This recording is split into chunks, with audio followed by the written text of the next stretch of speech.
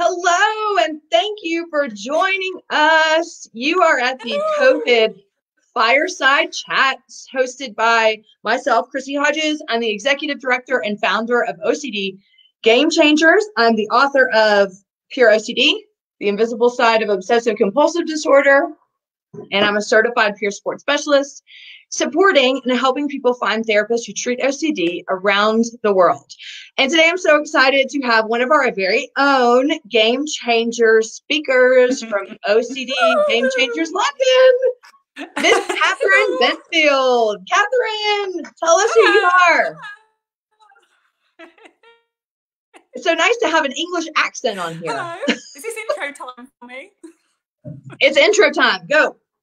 Hi, everyone.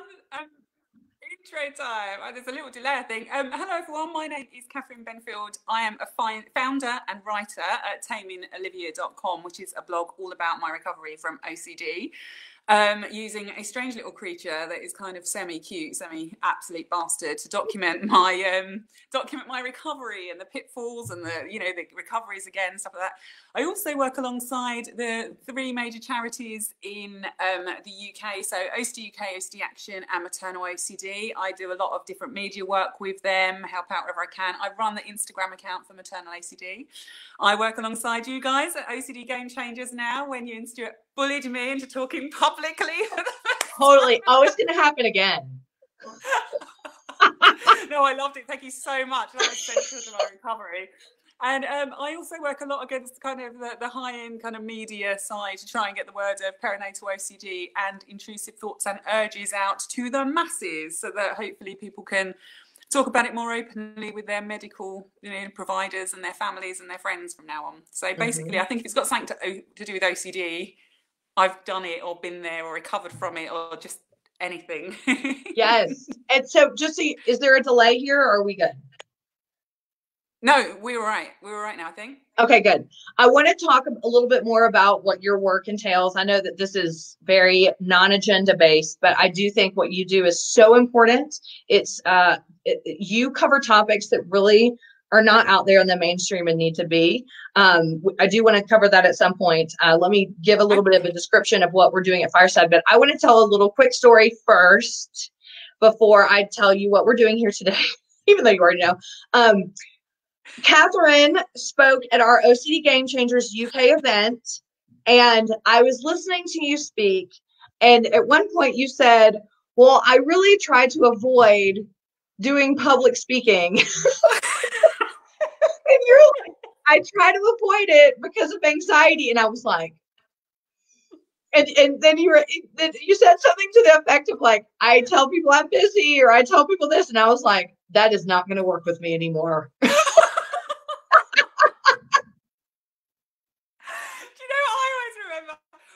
When we'd finished Gamechangers in London and we had that death-defying walk along the canals, like you're expecting Jack the Ripper to come out at any moment, and we got to the station and we were all like wide-eyed and our hair was all like, oh my goodness, that was terrifying. And you were like, so what does it take to get you out to Denver? And I was just like, it was like my nervous system just overloaded.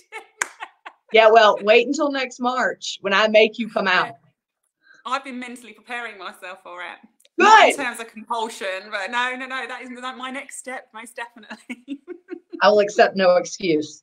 Anyway. You got me up on stage once. I'm like, Catherine should never have included that in her speech. As soon as I say I don't like something, of course, in the OCD community, someone's like, you have to do that. Like, if I say something to Stuart, he's like, this Stuart Ralph from the OCD stories, he's like, I know what you're doing. I'm not going to reassure you. It's like, how dare you? You're supposed to be my friend. Stu is the compulsion killer. He's got a pin to that balloon, hasn't he? Yes, I've gotten a few emails from him lately, like shutting me down for asking for reassurance. I'm like, I didn't know you were into therapy now, Stu. But you don't expect it from him, do you? He's so I know, he's so zen. And then all of a sudden he's like, no. I love this. Good for him, though. Oh my God. So what we're doing here today, I know that if you have tuned in or if you haven't tuned in, just so you know, Fireside Chats are something we created here at OCD Gamechangers, mainly at the beginning of COVID, when no one knew what the hell was going on and everyone didn't know how to feel or what to think. And what I found was the biggest way to be helpful in normalizing and supporting how people felt was to show that other people were feeling it with them. So each week we've brought on people that are, just influential in our community.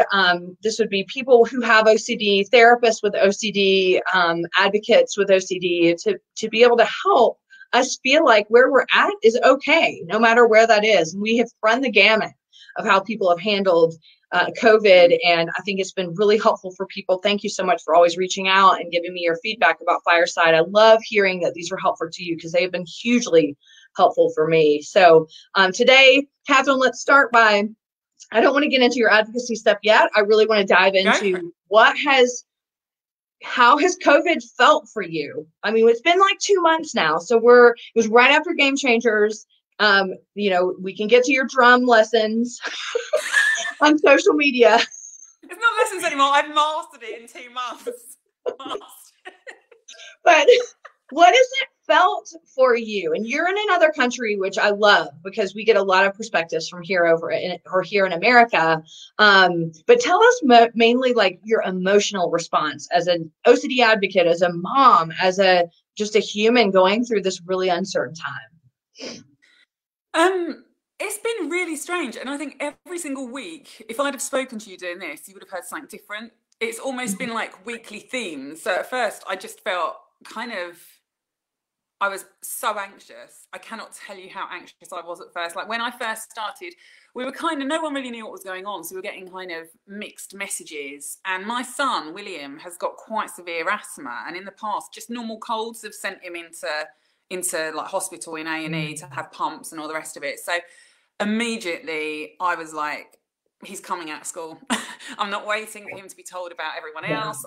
He is coming out of school. We are taking no chances.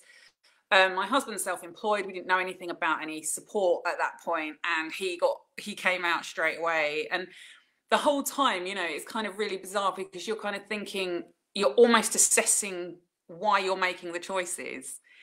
So is it because this is OCD and actually anything happening to my son is smack bang into OCD land for me? And, is it like me being, or is it just me being a mother and protective and those kind of natural instincts coming out? Or, or is it actually really good bloody common sense? I had these, someone contacted me and they were like, Catherine, are you like cleaning your washing or are you cleaning your shopping as it comes in the house? And I was like, well, do you know what? I am giving it a little wipe down. I don't think it's OCD. I think it's this doctor, an NHS doctor showed us how to do it on YouTube, so you're kind of like, well, then that does make sense. So you're kind of almost having to analyze in a healthy way, but analyzing your behavior when you've got OCD is a compulsion. So you're kind of always having to be alert. So I'm doing quite a bit of surveys, and I have to be really careful that this doesn't go into a compulsion as well, seeking reinsurance, where I will kind of say to my husband, I want to wipe down the shopping and, this is why I'm going to do it, okay? And I kind of have to watch myself or watch a little bit of what he does in a healthy way, in a way that steadies me. Again, not as reassurance, but as an indication of someone who doesn't have OCD, how they're behaving. Because this is all new to me. No amount of recovery work or therapy got me used for when actually contamination is an issue. It is an issue right now, So it's been strange in terms of OCD. There have been a few really, really grim nights where I've been very worried about William, and it set me off. So he can be in bed absolutely fine, or he might have needed a few pumps and asthma pumps, and he'll now be sleeping soundly. And it kind of comes out in a strange way for me checking at night. So I've been doing slightly more checks than I normally would. The staircase is my favourite. I kind of wander around and kind of like, not much, nothing like it used to be. But I kind of wander around, and in my head, I think OCD wise, that's helping to make him safe, knowing that there's no trip hazards, knowing that there isn't something that's going to make him fall over or bang his head on in the night. And I think that's how I'm controlling it. And I know that's OCD. So I am doing exposures for that. I'm also being really kind to myself. Can I stop you and ask you? Because I think that as people that are viewing this, and just in general, this is not a therapeutic question, but how do you know? Tell us how you know it is OCD. I think it's important for all of us as people with OCD to be able to communicate that, because it's different for all of us. I know that it's not OCD in terms of the stair checks, because it is COVID that I'm worried about. It is not really whether he's going to fall down the stairs in the night, but I will check the top of the stairs. So the check that I'm doing isn't even anything to do with COVID. You know, it's nothing to do with that type of thing. But another thing as well, I suppose, if you're looking for whether it's a compulsion, does it get worse for me? Does it become more time consuming? Am I seriously anxious if I'm not doing it? Is it something that I know other people with OCD are or are not doing? You know, if all of my friends are wiping their shopping as it's entering in their house, then that's something that I absolutely should be doing. It makes sense for me to be doing it and things like that. So it's kind of a little bit of good comparing with other people. It's also looking at how that behavior then goes on to drive the other behavior. You know, whether it kind of makes sense, whether if you can imagine, I always imagine myself explaining what I'm doing to someone else. And if their reaction would be kind of like, I mean, you're obviously going to get different varieties. People have got different levels of how clean they would be or how much they're kind of checking for contamination and stuff. But I think if my response would be, yeah, you don't need to be doing that, then that's OCD for me. So there's lots of little things I would do to check, but checking the top of the stairs for trip hazard I know isn't there is nothing to do with germs. You know, it's nothing to do with catching COVID. So that is a big sign for me that is OCD. It doesn't need to happen. And interestingly, I did a podcast yesterday, or a video yesterday on Instagram with Zach Westerbeck. So go to his Instagram and check him out. And he did ask me that question. I wasn't sure how to answer it without going into the clinical and therapeutic realm. But my response was, the only way that I would know if it was OCD is to monitor my behaviors. Yes. So if my behaviors are getting to the realm of what am I doing in response for COVID is the same of what am I doing in response to whether I'm going to be a pedophile or I'm going to murder someone or kill someone in my car, and I'm having anxiety about those things. You know, if the responses are the same, then I can relatively easily say it's OCD, although I don't want to say it's OCD because that would be compulsion. God, this stupid illness. But it is such a head mess, isn't it? It is such a nightmare. It's such a nightmare. You know, we've got some anti-bag by our front door at the moment and stuff like that. And my husband put it there. And, you know, you kind of think, if I put that there, I'd be questioning why I put that there, you know, antibacterial hand gel and stuff. But my husband... I was like, what is that? Yeah, sorry, yeah. Antibacterial hand gel. It's like the thing we were all running out to get. For you Americans out there, that would be hand sanitizer. That's what she means. For anti-bac, it's hand sanitizer.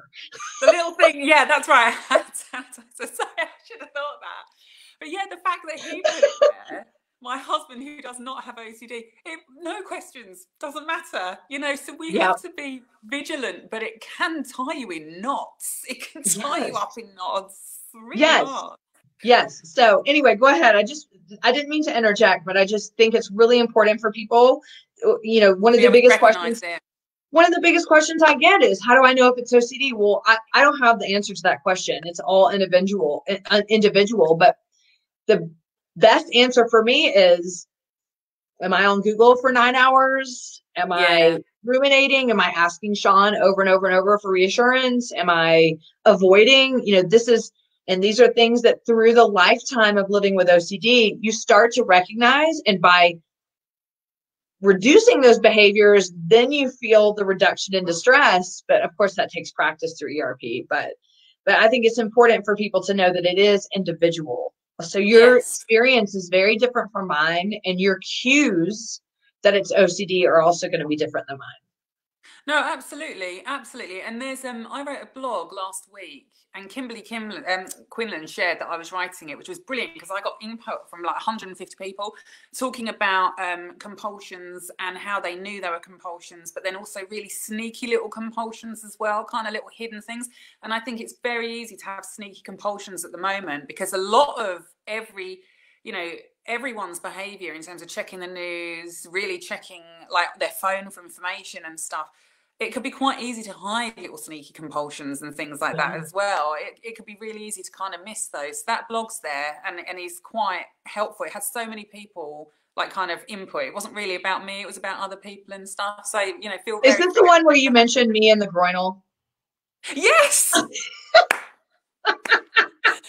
It went, let's not forget Chrissy and her groinal. And I wrote it really seriously, and then it was like, oh, my legacy is in people's groins. And the banana. and the banana. There you are. I love it. I laughed so hard when I saw that. So hard. Thank you for that.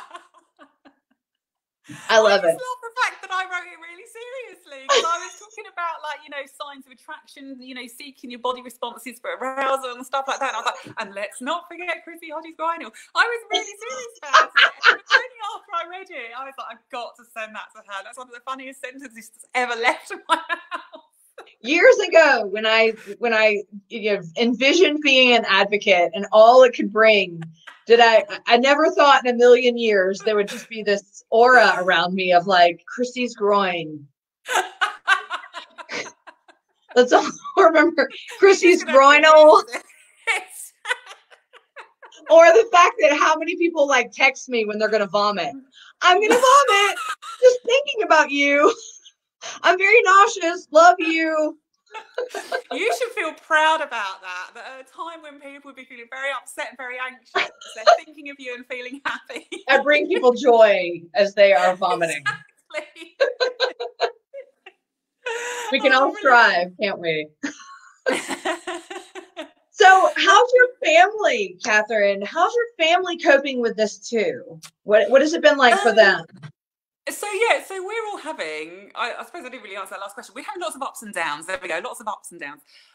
So my family are doing really well. We've kind of got used to the uncertainty. So William is 7. He's in year 2 over here. I'm not sure what grade that is. That might be grade 2. He's 7.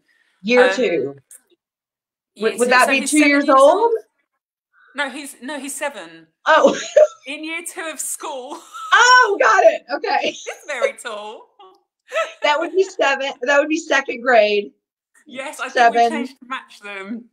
So he is missing his friends like crazy. He's really missing, there's no brothers or sisters. He's just like but he's also loving having mum and dad home. He's really loving having us there. And so we've kind of just relaxed the rules a lot. It started off being his school's been brilliant. We've had mates who've been like, right, we've been set 6 lessons a day, and our school was basically like, we know it's tough, just send in 2 activities a week and that will do. So we've been doing little bits of maths and stuff, and the rest of the time he's been playing. He's doing a lot of like kind of imaginary play stuff that they don't really have time to do. Lots of he's really into Pokemon hunting because he was starting to get very anxious about going out. Yeah. So that has been a brilliant way of because we're all gamers, all 3 of us. I know you are as well, aren't you? I am a Mario gamer. Yes. Yeah. I'm Sonic at the moment. It's really strange. But yeah, he's settled really well. He's so adaptive. There's been a few times when he's been worried about his nan and granddad because we don't live near them. And he's kind of obviously feels a certain lack of control there. My husband is a self-employed carpenter who works on a building site. And it just wasn't safe for him to be there. It just, there's lots and lots of people on not very much space. And so he's been based at home, doing lots of jobs, keeping busy. He always jokes about me giving him lists. It's not true. There's like lots of lists. It's not just one. But He's just absolutely, he's really enjoying being at home. So as long as we don't think too much about the reasons why we're all together, it's actually really nice, because we don't need much. We've never needed much. And, you know, we're in East London, and we're under all the major flight paths, and it's silent. You know, we're woken with bird song, and it's incredible. You know, I mean, we've our local airport is London, and obviously, and they condensed their flight paths quite recently. There's big campaigns about it, but it basically means that we're flying over by something pretty huge every 3 minutes. And there's just been absolute silence. There aren't planes going over. There aren't really cars on the street, you know. So for having grown up in really gritty part of East London that's normally absolutely ramming, it's been very quiet. We've got a hospital at the end of the road, so we're hearing sirens a lot, and I think that always stops us from being able to kind of completely distance from why we're all at home and stuff. So there's been some really, really tough kind of low moments, but then there's also been a lot of real fun laughing moments. You know, we've got dressed up and had dinner together, or put on ridiculous music and danced and stuff, you know. So it's allowed us to do things that we would never normally do together, and for that I am very, very grateful, you know. But it's obviously not all been plain sailing.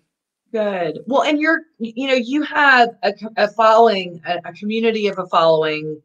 You know, what you do for our community is just there are just no words, Catherine. I don't know if you know that. I mean, there's just there's a much. Lot of amazing people, a load of amazing people, Chrissy. You're one of them. My goodness, we're all a really good team.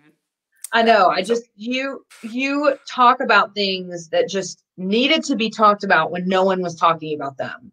You know, I talk about the groinal. You talk about this very important topic, which is, you know, that post-perinatal, this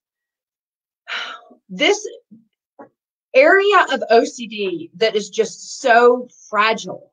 And I think that is one thing. We had Windsor Flynn on a few weeks ago, who also has just come out. We met her, didn't we? She came to London. Yes, she did. She did, and it was so awesome. But this fragile, and I say fragile because it's so shrouded in shame. And I'm not a mom. I'm not ever going to be a mom, and that was my choice, by the way. But I cannot imagine, even though I have supported people who have gone through it, you know, this monumental moment in your life where you have wanted to have a child, you cannot wait to have a child, and the experience of that, the actual experience of having a child and then after, is tainted with such a shaming theme of I might harm my child, I might sexually abuse my child, I might, and first the disappointment that must bring to what people look forward to the most, and second the fear, and third the shame that you can't tell anybody, because what are people going to think about you, or are you going to be perceived as a threat? It is such a topic. That's why I call it fragile. It is so devastating that people have to experience that. So talk to us a little bit about how you got into advocating for that, and the experience you've had through that in the community that you've built.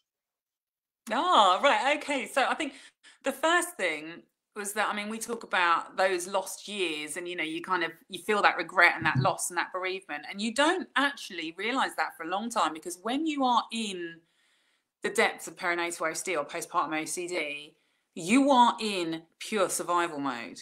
You don't care about you. Everything about you is that baby, and keeping that baby going and alive and away from you if you think that you're a risk. You know, it's only very recently, so just before COVID, I was about to start bereavement therapy, because when I was really poorly, I lost both my parents really close together, 12 weeks apart. And so I know, way to kick a girl when she's down.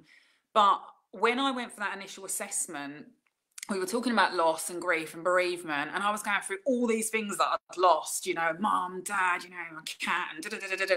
And then he said, and I'm sure you must really grieve for those lost years with your child. And it was like he'd smacked me with a rock. You know, it was like, I knew it deep down that I did feel that. I really, really did feel that. But I had to kind of have it someone had to say it to me for me to actually process it as something real, because that feeling never ever got to the top. You know, it was so, you were just getting through the day as desperately as you could.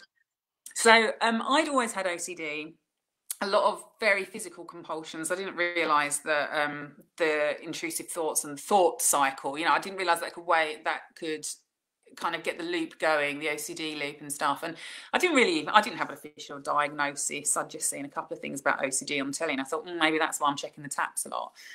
But when I had my little boy, I had a really dodgy labour. It was not nice. And I think that was the start of it going downhill, because I couldn't really look after him.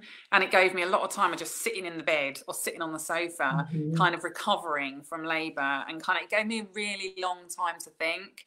And I remember, and I suppose like it is shocking to hear people talk openly about this, but it's so important, that I remember my mother-in-law, both my parents were ill at the time, so my mother-in-law had come up and she was holding my little boy, and he was standing they were standing right next door to this wall. And I had this feeling like my adrenaline started pumping, and I had this image of me running up, grabbing him and whacking him against the wall from her. Like, that was this image that I had, right? And I could see it, a great imagination, I could see it in all its details. But not only that, what went along with it was this urge. It was like this surge in my body, like I was actually going to get up to go and do it. So whereas I think just having the thoughts would have been like, oh my goodness, you know, this is really horrendous, I shouldn't be having these thoughts. This urge stopped it from being any kind of illness for me. It made it that I wanted to do it. I wanted to do it. I was now getting feelings that I wanted to harm my child. And it was terrifying. And I became super duper ill. I couldn't eat, I couldn't sleep, I couldn't do anything. I was absolutely convinced that I had no compassion. So I wasn't even thinking, oh, I must be mentally ill after having my baby, or there's something not right. It was, I have now turned into this person. It was like a complete belief that I was capable of doing this. And so I kind of did all the stuff that you would expect people to do. I separated myself from him. I wouldn't go near him. I did tell my husband, I remember going for a walk and kind of saying, I'm really worried that I'm going to hurt him. And Pete is amazing. I mean, he's the most chilled out man ever. And I think he was probably a bit like, oh, well, you know, it's anxiety, isn't it? You do have a bit of anxiety. And so, you know, although that kind of made me feel better, I was like, yeah, but I haven't told him about the urges, you know, and that was always the thing that was there.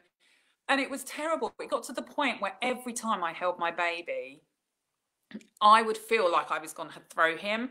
And we lived in this flat that had a stairwell, and and it divided the house. So you had the kitchen and the bathroom and a really small room this side, and then you had the bedrooms and the living room on the other side. I had to choose the side of my house that I was going to live in with my child, because I would not go anywhere near this stairwell, because I would feel this like urge to it was horrendous. And it got to the point, it grew where I couldn't look at anything in my room, I couldn't look at anything in my house without seeing a way that I could use it as a weapon. And I did not know that, of course, OCD works that way. That is me trying to keep my baby safe by being aware of any dangers around. And it's even going, Catherine, you might be one. I didn't know about any of that. I didn't know the way it works. I didn't know all the amazing studies by the women at Maternal HD now that says that 95% of brand new mothers get intrusive thoughts and urges about harming their child. An urge is just like an intrusive thought. You know, the idea that if someone's carrying a tray of wine glasses next to you, you get the urge to go, boom.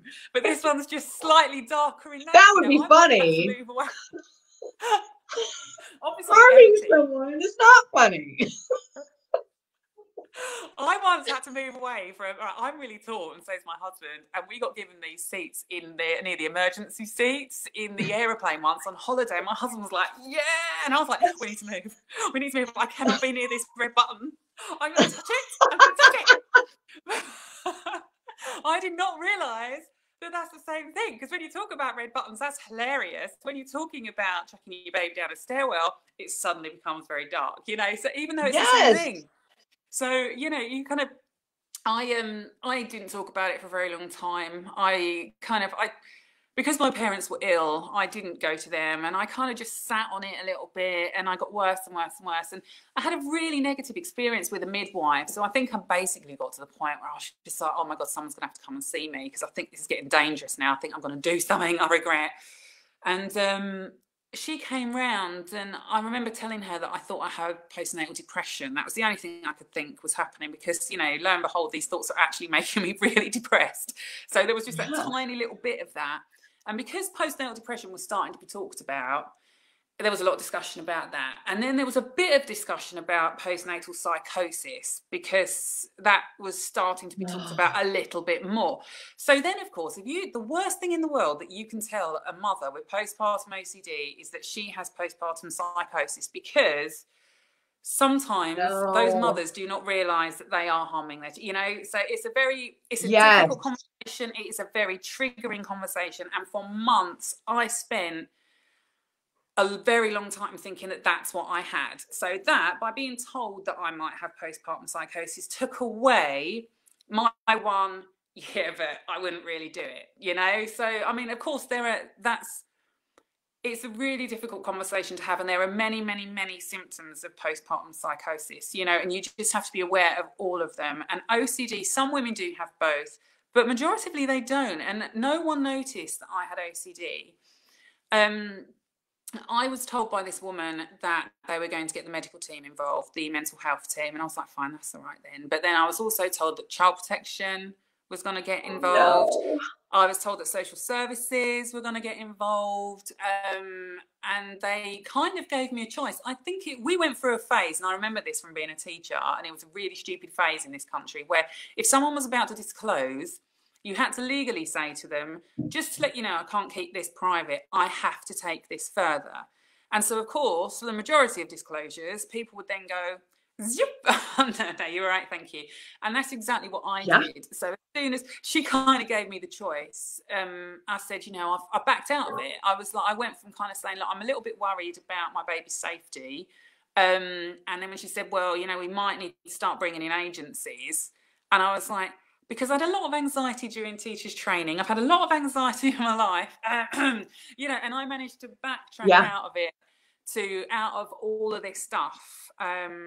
So no agencies got involved. No, there was no write-up. There's even a write-up in my Red Baby book saying that I'm showing absolutely no signs of mental illness when I just spoken to them. I don't know how that happened. But yeah, so I none of those things got triggered, but I also then didn't get any medical help. So after, I think it was about 3 months, and I was very poorly by that point, Chrissy. I was starting to think about suicide.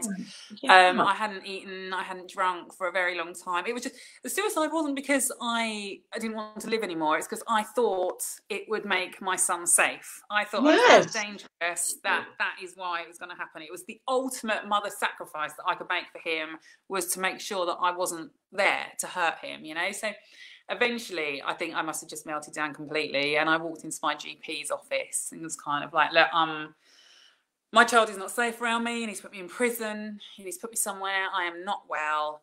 And because he'd known me a long time, he was really just like, Catherine, it's anxiety. And he was so relaxed about it and so marvellous that, of course, then I didn't believe him, because he hadn't pressed this hidden button under his desk and called, you know, flashing lights to come and arrest me. Because he hadn't done that, it almost felt like he was invalidating the experience for me, you know? So I kind of like, it didn't feel like he really understood, because surely if he did, he would be like, this is terrible. We need to get this child into safety at once, you know? So he talked for quite a long time about me going into some kind of mum and baby unit, but he wanted to try me at home first. And that is where I got given medication. And started kind of getting better. Had an up and down road with medication. It got a little bit, every time I tried to come off, I got worse again, and I wasn't having any therapy. And so in the end, I self-referred and met Ruji, who was at the London OCD Gamechangers as well. And with her, like, kind of, that's when recovery started. Lots of really horrendous exposures that still bring me out in cold sweats now. But yeah, I went from being someone who couldn't do anything with their child. My husband had to have extended maternity leave. everything was like, you know, Area 55. It was like proper lockdown. No one spoke about it. You know, if you wanted to talk about Catherine, you only said certain things because everyone had gone into kind of real protection mode, and people were frightened. They were worried what would happen if I started talking about this, you know? So that's why I do what I do now. It was knowing how awfully close it came to my son growing up without a mother because of this condition that no one was talking about. Well, people were talking about it. Loads of brilliant people were talking about it, but that I hadn't come across online yet. I found out from Google, actually. It was you and Stuart that really helped me first find out that intrusive thoughts were part of OCD. I was like, oh my goodness, because I had no idea. I had no idea. I keyed in something like OCD and worried I'm harming my son. And I think you came in, Stuart came in as well. And I literally grabbed everything that I could of yours, didn't sleep. I was just reading and reading and reading. And I remember just crying my eyes out for the whole night because suddenly other people were there and I wasn't alone. And I could see a door open to my future where there just hadn't been one. There just hadn't been one. I couldn't see a future for me at all. And yeah, so yeah, thank you for that. And every time I see Stuart, I'm like, I love you. But yeah, it went from being absolutely horrendous, and I was so cross. I've got to say, anger's quite a bit of my journey. I was so angry that people hadn't known it was OCD. It's not their fault. They just hadn't been trained on it. But I was so cross that I could have slipped through so many nets. And how many people are slipping through? Yes. And so I thought, you know what, sod it. And I remember I bought out Tame and Olivia, and it was the first time, it was an indication that my self-esteem was starting to build again. Because, you know, you have things, you start thinking you're going to hurt your child and they run a risk being around you. You don't feel great about yourself.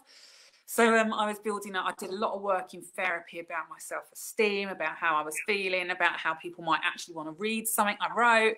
Bought out Tame and Olivia, and then I remember Alison Dotson contacting me and saying, I'd really love to do a question and answer on you. You know, are you up for it? And I was like, yeah, absolutely. And the week before had been Chelsea Elka, I can't remember her name, but she's an amazing postpartum OCD survivor. And she had written some of her symptoms, including harm symptoms. And I was like, oh my goodness, I've never seen this written down before, this amazing lady. And so interspersed with my Tame and Olivia stuff for Alison, I started writing about some of the more horrendous intrusive thoughts and urges and stuff. And that came out via Alison. And then from there, it just kind of built up. Yeah. And Alison just commented too on our feed. She commented hearts and hearts. So she might still be here. I'm not sure. But yay, Alison! Alison! It's lovely. Yeah, so and then it just continued to grow. And before I know it, I was on like the BBC homepage for over a week, kind of writing about it and letting people know that it's okay to have these thoughts and stuff. And it's just been an absolute whirlwind. It has changed me completely as well. I don't take any nonsense now. And I think it's so validating. Well, yeah, absolutely. You know, and it's amazing now. I hear from people daily who have found the writing and stuff. And, you know, it's majoritively, I've had an amazing amount of support from family, from friends. You know, a couple are a bit weirded out by it all, but you're going to get a few. But, you know, it has been absolutely amazing, like the work and the people it's introduced me to, and you guys and Stuart, and it's what's been really lovely is that through you I've met a whole new side of American advocates now as well, and that's been brilliant because I've just been working in the UK, you know. So it's been brilliant. I've never ever met a tribe that I feel so at home in as the people that I work alongside now. Yes. You know, I loved teaching. That was my career before. I absolutely loved teaching, and I thought I was born to do it, and you know, just absolutely loved it. And I remember crying a lot when I left it. I mean, I could go back, but I've actually found something that I love even more, and I didn't think that was possible. You know, it's brilliant. I get to write about it. It's fabulous. I get to work alongside some absolutely brilliant people who are changing the world and saving lives. You know, it's fabulous. There's a few things that, which I'll probably forget all of them as you're talking. I should have taken notes. I talk a lot. No, I just but firstly, let me just take some minutes really quick. Firstly, I love that you mentioned how there were only certain things you could talk about. There were only certain things you could mention when it came to Catherine, and this and this and this. And there was just this barrier of telling the story. There was a barrier of sharing the experience. And that is what this does to us, especially with the harm, like the fear of pedophile, like, some of these really heavy taboo topics. Put this barrier around us of like, I need to hide in here and no one wants to rock the boat or what else. And then also coupled with that, yes, I remember the third thing. Also coupled with that is I'm having scary thoughts when it comes to OCD, but the reality is I can't tell the people I need to tell because people don't know OCD well enough. They're going to make accusations, or they're going to draw conclusions that are not accurate. And this is the bane of what we deal with. This is why people don't get help, and they close off. And exactly what I was just saying, in like this barrier of, I can't ask for help. We can't talk about this. What that does is it just perpetuates that barrier of shame. There must be something wrong with me. We can't ask for help because what if we can't do, if someone says I'm having scary thoughts that I might inappropriately touch my child, instead of someone being like, oh, OCD, it's treatable. It's going to be, I'm taking your children away because you're unsafe, which then makes things worse, which at that point, you're going to dive down to the suicidal piece of it. I am a bad mom. I am a bad person for having these thoughts. Who has thoughts like this? Who would think things like this? It's not helpful thinking. And the thing is, now, sorry for interrupting. Do you remember your third thing? I was just like, I have the third thing written down, so we'll come back to that. Good for you. I've got my thing somewhere, but I think I've lost it in my little notepad. What's so brilliant about advocacy now is that it's providing resources for people so that they can go in and they can help. So I try to choose my things really wisely. So I wrote something for the midwife journal in the UK, and I did it alongside, like, everything I get written for anything like that is, anything I write is checked fully by maternal OCD and the psychotherapists and psychiatrists, psychologists they have working for them. And that was a 2-page, no bars held, kind of like, this is what perinatal OCD is like. And then we also made sure we did the same for the BBC article. And we also made sure that we hit a completely different group of people in The Sun, which is a tabloid paper. And those people now have those resources, so that they're not just walking into their doctors going, I think I'm going to hurt my child. They can walk in and go, read this, please. This is what I have. Look. It's so well known. This woman was in The Sun about it. If The Sun know about it, you should know about it. So it's kind of having those resources and providing that support for those people stops it being, you must have had it about your book. And I know, like, Rose has had it about her book. People have kind of just gone, please read that, because they can't find the words themselves. And my videos too. So brilliant. Oh, yeah.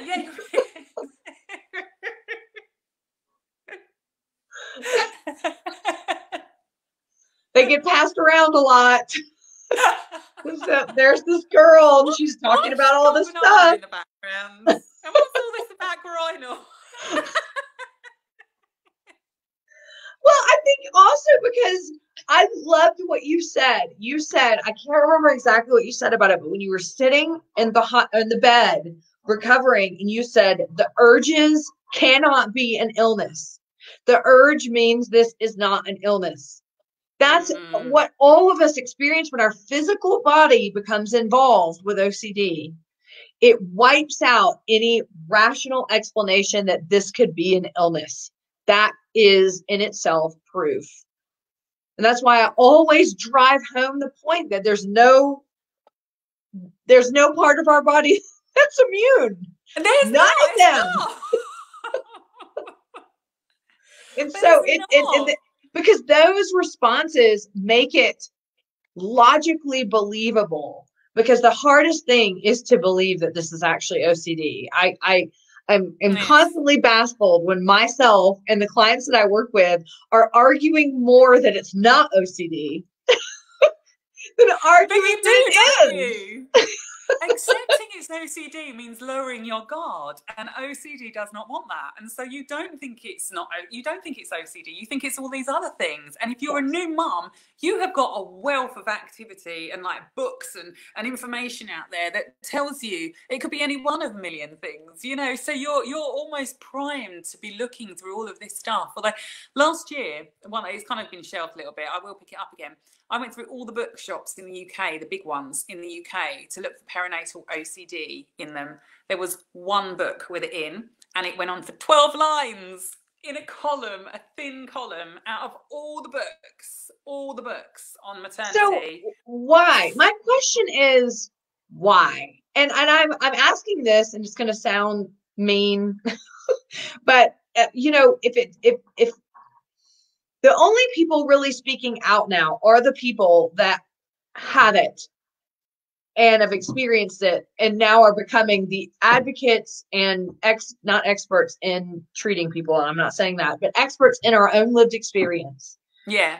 What is it that has kept scholars silent? Because, you know, people have got to have seen this, because eventually people get diagnosed, eventually people get treatment. What keeps the scholars silent? I don't know. I really can't think of it. There's a lot of people in the UK doing really good research now, and there are some amazing up and coming academics who are making it almost their life work to focus on perinatal OCD, and that's brilliant. It's down to the publishers and the people who are writing the books. They just don't know about it. They have absolutely no idea about it. And you know, there's like a trend. So everyone talks about postnatal depression. And there's this amazing woman called Eve who runs the perinatal mental health partnership over here. And she had a really horrendous bout of postpartum psychosis.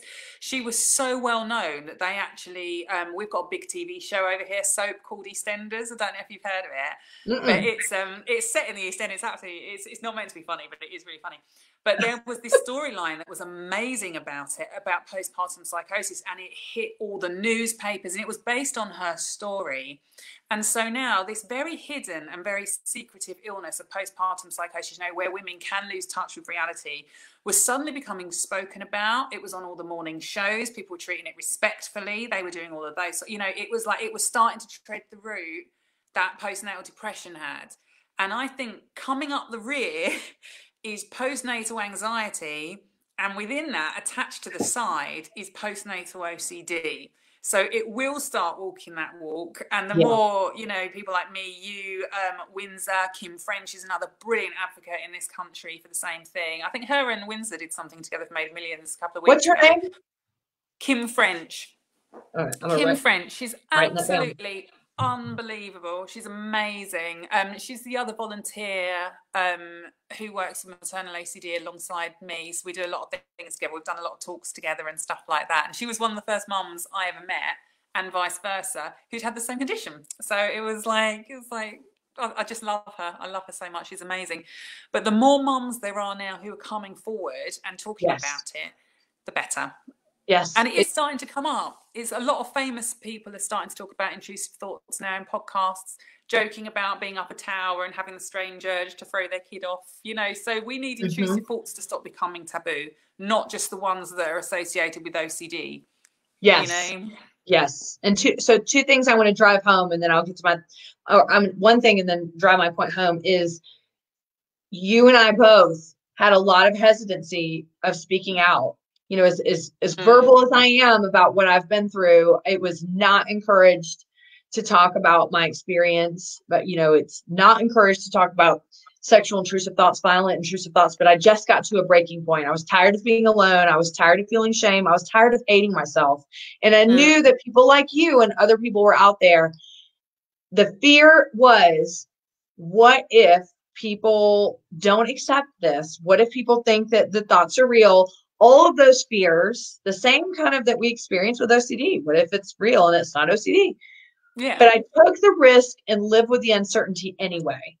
And the payoff was doing what I'm doing right now, being able to meet people, being able to touch and reach so many people out there.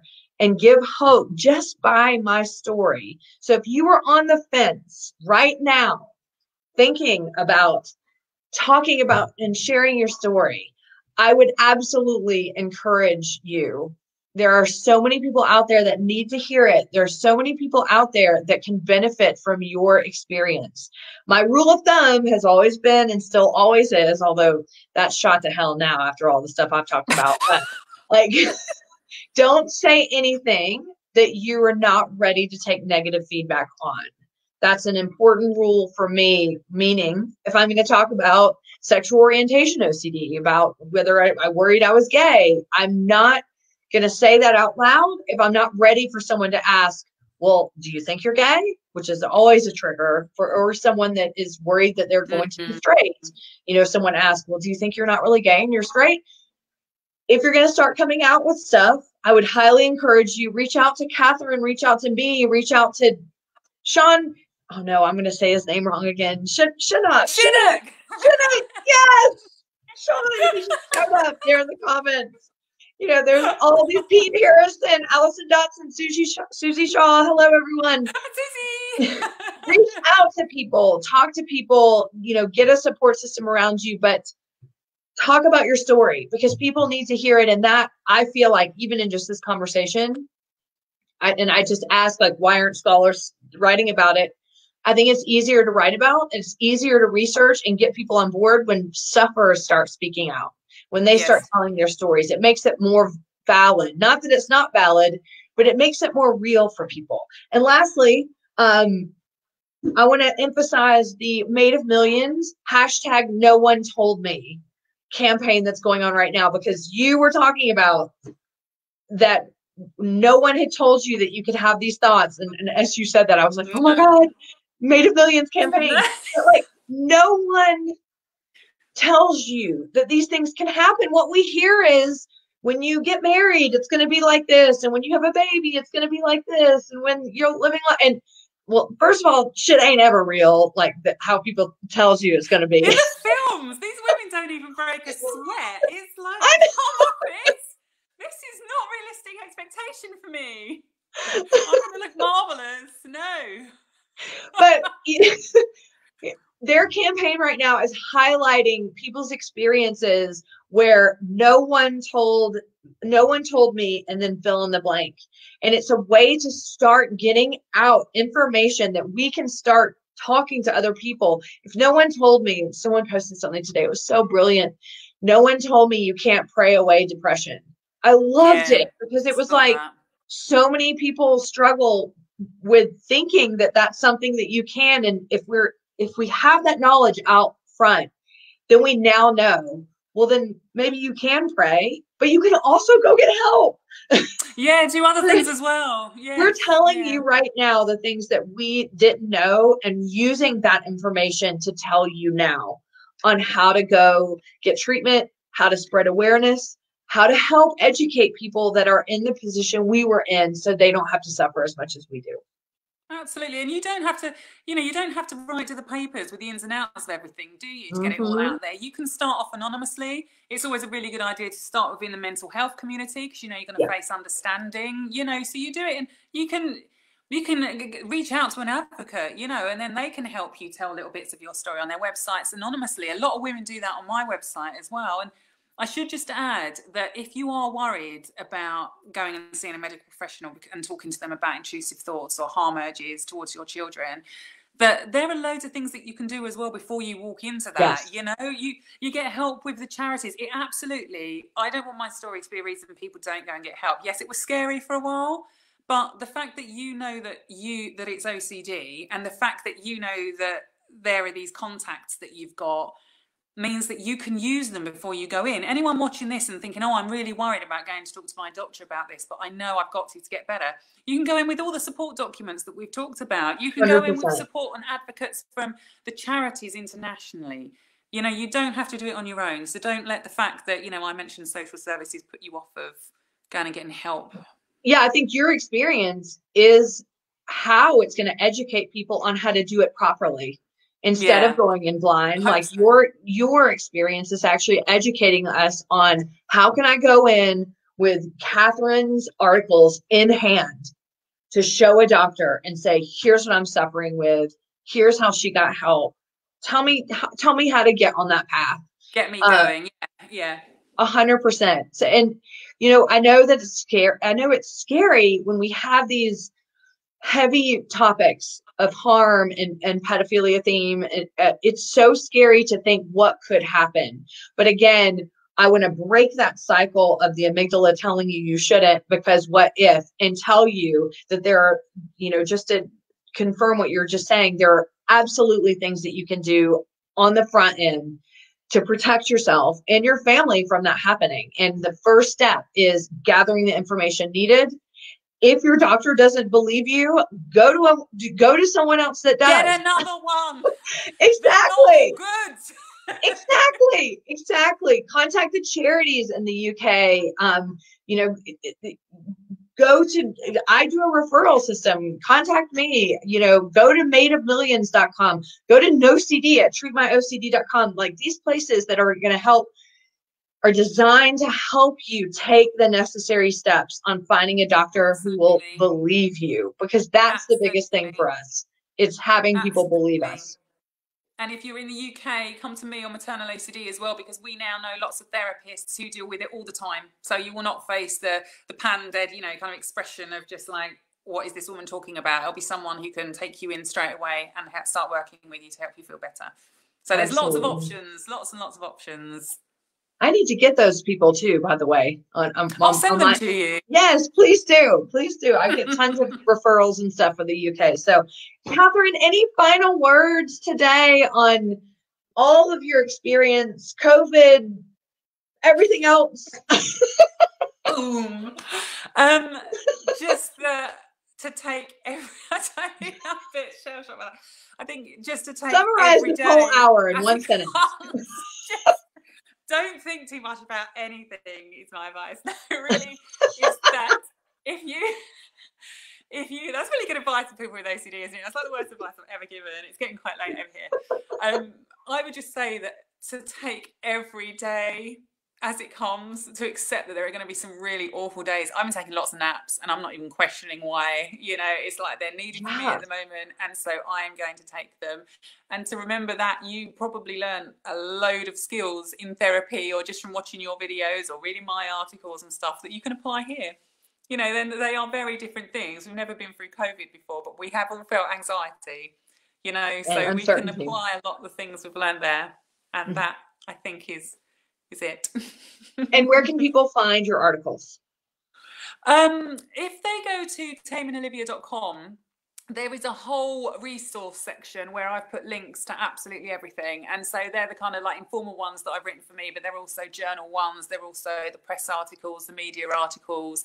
And the Maternal OCD website has got an incredible page that is all dedicated to research.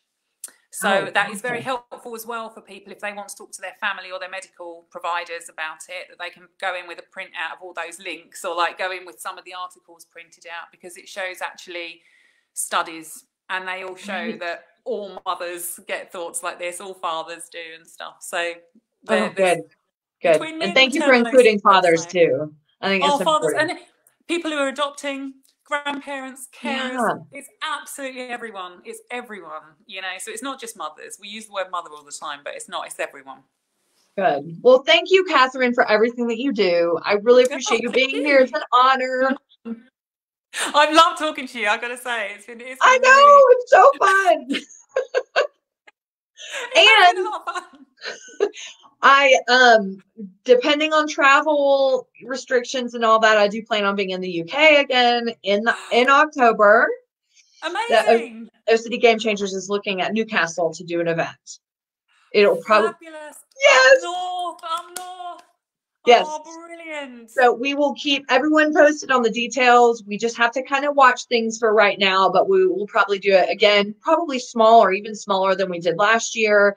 I've heard that Newcastle is beautiful. It's near the ocean. Amazing. And so my husband Sean will come. They will be so thrilled that you're going up north. They will be so thrilled. Because I hated London. I hated London. Don't want to be there. Sorry, Londoners. London isn't for everyone. You also hung out in the wrong part, Chrissy. What were you doing in West London? That's not where it is. Down like the creepy canal in the dark. I didn't like the creepy canal, and I've lived in East London for 4 years. No one likes that canal at night. Well, stay tuned, everyone, and Catherine, for details of that. We'll probably know a little bit more as we move into June, but right now, fingers crossed, I am planning on being there in October. We'll announce more about where that will be and what that will be like. Again, Catherine, thank you for being on. Always appreciate you and everything you do. And pleasure. For all of you that joined us today, thank you so much for being here. My final words of the day are: continue to embrace whatever emotion comes up every single day. There are no wrong emotions, and there is no reason to judge why today you may feel great or you may feel sad, anxious, guilty, ashamed, anything in the combination. Emotions don't stay forever. So be in whatever emotion comes up during this time of uncertainty. Get as comfortable as you can and know that all of us are walking alongside you, experiencing this at the same time. We look forward to seeing you on Friday. I will be here with Mike Hetty. Yay! He's going to be so fun. It'll be Friday at 3 p.m. Mountain Standard Time, 5 p.m. Eastern Standard Time, and I look forward to seeing you there. Take care and be safe until then. Bye. Bye.